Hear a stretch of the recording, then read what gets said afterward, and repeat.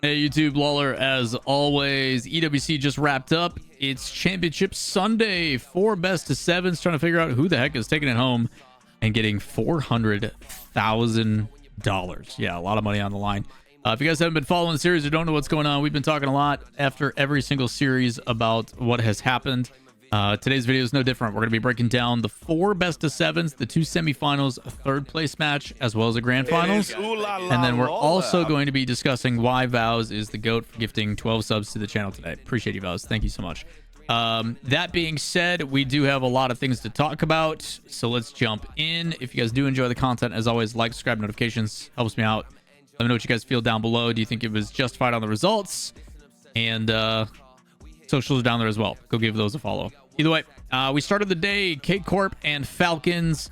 In my opinion, the best series of the day, and it wasn't even close. This is Corp and doing exactly what is expected of them.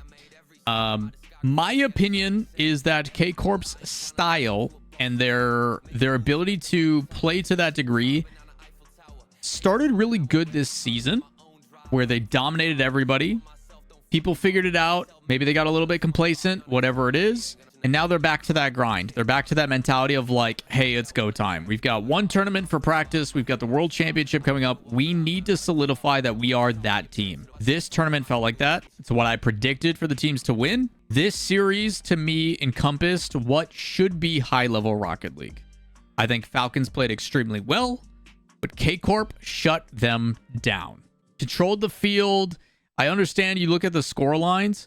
Those are very close games. 1-goal games across the board.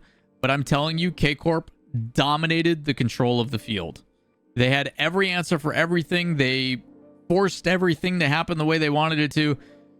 And even with people making uncharacteristic mistakes, like Drawley was doing some things that I was kind of like, I don't know how I feel about that. Team effort.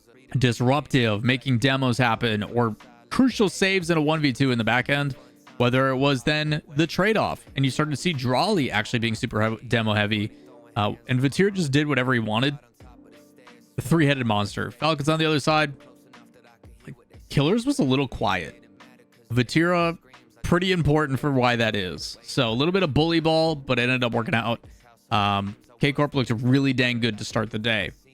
We then drop down to the lowers between Vitality and GK, and it is GK who wins. It is going to be GK that moves forward. Archie's defense continues to be masterclass. Oli, I think, is starting to play more and more consistent, even though he can be kind of highs and lows. And Joyo's creativity and what he does on the ball is always very exciting. As for Vitality, the best showing they've had in a while. A lot of people calling for the head of certain players, but I do feel that this is still Vitality putting up a pretty dang good showing. I also got completely wrong on this one. It was Falcons that the Game 7 OT was. If you guys can't tell, my brain is full of mush. There's been a lot of matches and a lot of Rocket League we've watched over the last few days, and doing these immediately after, probably not the greatest idea. GK Vitality, still my sentiment stands about what I said about GK. In the 3rd, 4th place match afterwards, both these teams had to, I mean, unfortunately for Vitality, go right back into a match while Falcons got to sit for an hour. I think that's really tough on Vitality, having to play immediately after they just took a loss. But to still go Game 7 and then lose an OT, or in regulation right before OT, I think it was like the last few seconds. It's got to be frustrating. The Exotic, like, it was Clears dribbling it downfield. He had one right behind him to support. It might have been Rawas. Exotic came across, demoed the player. Monkey Moon goes top right. Nothing he could do. But yeah, still close series, a lot of high scoring goals. It did look like at one point Vitality could have run away with this, but Falcons just had answers for everything. It's the consistency, man. Pretty heartbreaking for Vitality. Monkey Moon said, hey, you know, we got to play better. That's just how competition goes. So it gave us our grand final, Corp versus GK. And it is GK conceding. Corp's the best team in the world again. I don't know. I think it's going to be Corp. I'm assuming it's going to be Corp Falcons in the grand finals. I think if the matches play out, like, selfishly, I did want to see Corp and Vitality play, just because we haven't gotten to in a really long time. But Expect Falcons to be back. Falcons is a for sure top 4. So is K-Corp. GK proves that they can continue to be that dark horse. And I will say this, and I talked about it on stream. I think it's very good that GK lost. And everybody's like, what do you mean, Lawler? It's terrible that they lost. They missed out. The difference in prize pool is like $300,000. What do you mean it's good? For my opinion of it, I think GK as a team plays better when they don't have that expectation. When people don't fear them in the sense of like, hey, they're going to win the whole thing. Hey, they're the favorites. Hey, this and that. And Joy and those guys can be the underdog. Nobody expects anything out of us. And they can kind of play with that loose, freeing mentality of like, hey, we just got to go play and have some fun. They're so frustrating to play against because they are good. The way that Archie plays for that team is impeccable. Archie, whether it be like pre-jumping a backboard read so he can slam it top left within 10 seconds of the game starting, which is actually what happened here. It was almost a perfect sweep, and then Archie opened up the scoring like within 10 seconds. I think it was maybe 11.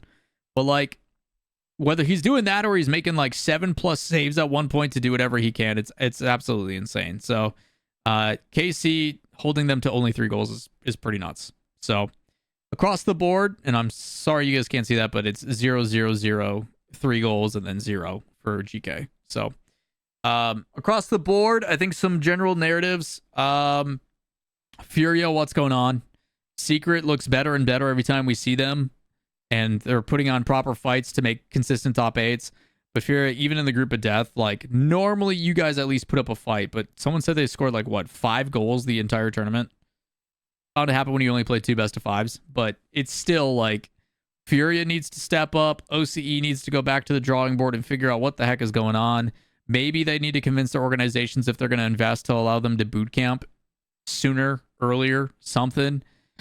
I think that's difficult. And for North America, again, one team from NA was normally going to be the narrative for top 8. Instead, Space Station figures it out. I think Space Station's starting to find their footing, starting to move forward, starting to do some really good things. Unfortunately for them, they had to do it up against Falcons, who looked really dang good. But momentum going into Lyon. Can they recreate that in a couple weeks' time? That's going to be the conversation piece. But NA as a whole, there's been this narrative online of, should NA now feel like an underdog? Should NA feel like a minor region? Even though I don't think minor region has anything to do with results. I think it has to entirely do with population. But NA is not a favorite anymore. I don't think you can consider them a favorite. I think we're going to continue to see, like I've been talking publicly, EU continues to be the best region. It's not close. And Falcons? Twisted Minds? They're pretty good. They're pretty good. Outside of NRG, we haven't really seen much from NA consistently. Sure, we get a blip here and there from Ultimates. We get a blip here and there from NRG. We get a blip here and there from somebody else. But realistically, it has not been competitive. Why is that? Got a lot of thoughts on it, but we'll save those for a later video. Either way, I appreciate you guys all tuning in. Let me know what you guys think. K-Corp expected, yay or nay? Was it supposed to be K-Corp or Falcons? What do you guys think? Let me know in the comments down below. I'm going to edit this one quick, get you guys out your recap real quick, even though I messed up the whole like merging of GK and Vitality and Falcons and Vitality. But point is there. I'm going to blame Vows for gifting subs in the middle of the video and throwing me off my groove. Either way, I greatly appreciate y'all. Thanks for coming and hanging. If you guys do have any questions, comments, concerns, let me know down below.